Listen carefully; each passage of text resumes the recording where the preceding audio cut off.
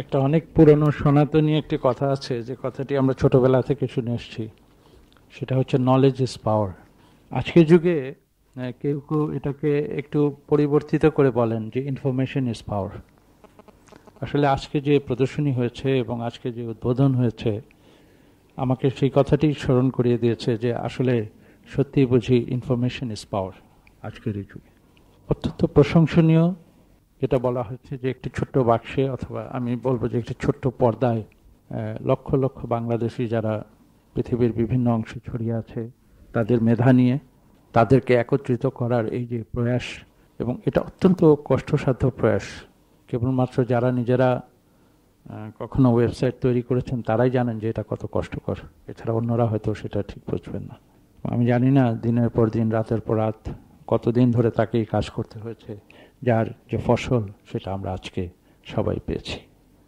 আমি তাকে অভিনন্দন জানাই এবং তাকে ধন্যবাদ জানাই। বিদেশে আমাদের অনেক মেধাবী ছেলেমেয়েরা রয়েছে, যেমন আমার নিজের বেলায় বলি, আমার শিক্ষকেরাও রয়েছেন, আমার ছাত্ররাও রয়েছে। তার অর্থ হয়তো ঠিক এটা হবে না যে আমরা দিন দিন মেধাশূন্য হয়ে যাচ্ছি। যেমন এটা কেমন করে বলবো যে মেধাশূন্য হয়ে যাচ্ছে? এখানে আমাদের সামনে বসে আছেন আমাদের জনাব মুহিত সাহেব, যিনিও একসময় এই বিদেশি ক্যাটেগরিতে ছিলেন। 71 সালে 70 সালে বিদেশে বাংলাদেশের স্বাধীনতা সংগ্রামে তার যে অবদান এটা সর্বজন বিদিত। সেই মেধাবী লোকটি কিন্তু আজকে আমাদের সঙ্গেই আছে, মেধা শূন্য হয়ে যায়নি। এখানে প্রফেসর আকাশ রয়েছেন, ডক্টর দেবপ্রিয় রয়েছেন, আমাদের ব্র্যাক বিশ্ববিদ্যালয়ের শ্রদ্ধেয় উপাচার্য রয়েছেন, ঢাকা বিশ্ববিদ্যালয়ের শ্রদ্ধেয় উপাচার্য রয়েছেন, প্রফেসর জিল্লুর রহমান সিদ্দিকী সাহেব রয়েছেন, বাংলাদেশ বিআইডিএস এর শ্রদ্ধেয় অর্থনীতিবিদ তিনি রয়েছেন। এরা সবাই, আমি যতদূর জানি যে এরা সবাই একসময় বিদেশে ছিলেন, জনাব ডক্টর আতিউর রহমান সাহেব সহ।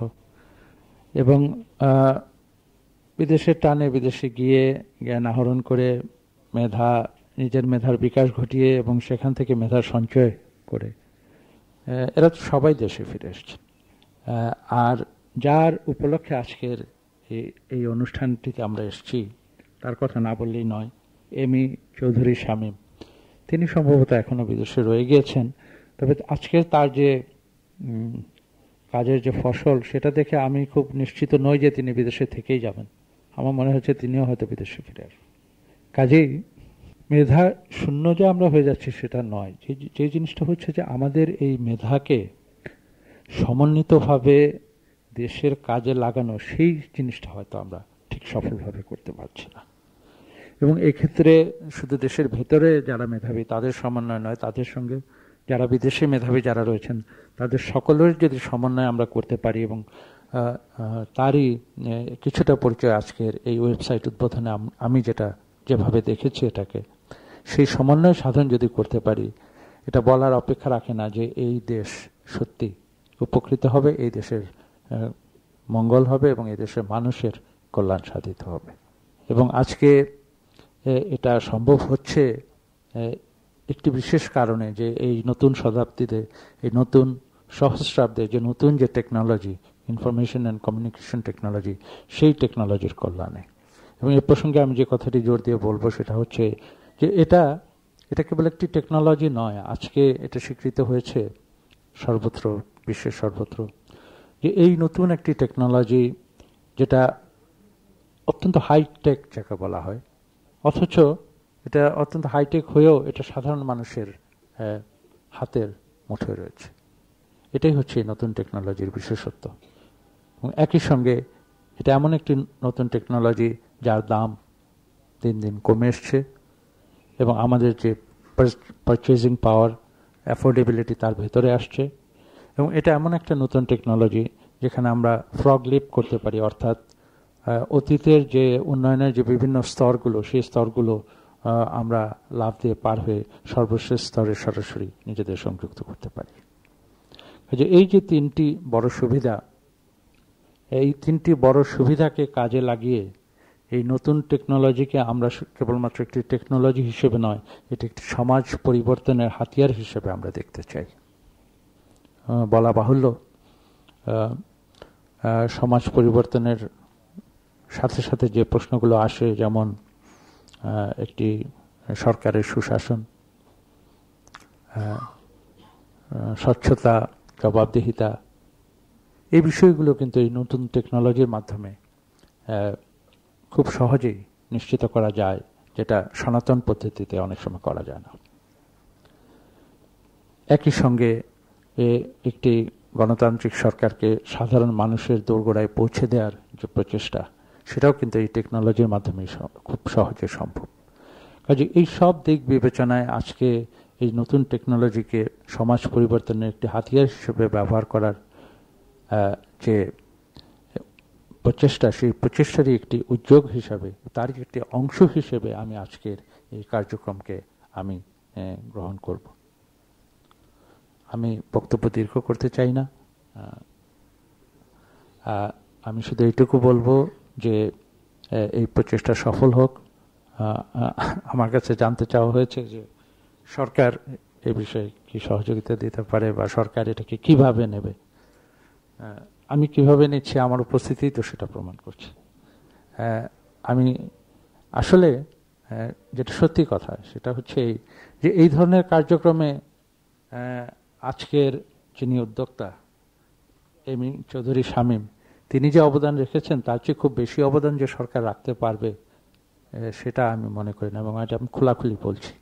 এটা এমন একটি প্রযুক্তি, এটা এমন একটি হাতিয়ার, যেটা আমি বলেছি যে এটা কেবল সরকারের কোনো নিজস্ব এখতিয়ারের বিষয় নয় এবং হওয়া উচিতও নয়। কেননা এ ধরনের একটি শক্তিশালী অস্ত্র যদি সরকারের এখতিয়ার হয়ে যায়, তাহলে আমি বলবো যে এটা সমূহ বিপদের সম্ভাবনা হতে পারে। এটা উন্মুক্ত থাকা উচিত। আপনারা জানেন যে আজকে বিশ্বব্যাপী এ নিয়ে অনেক বিতর্ক হচ্ছে।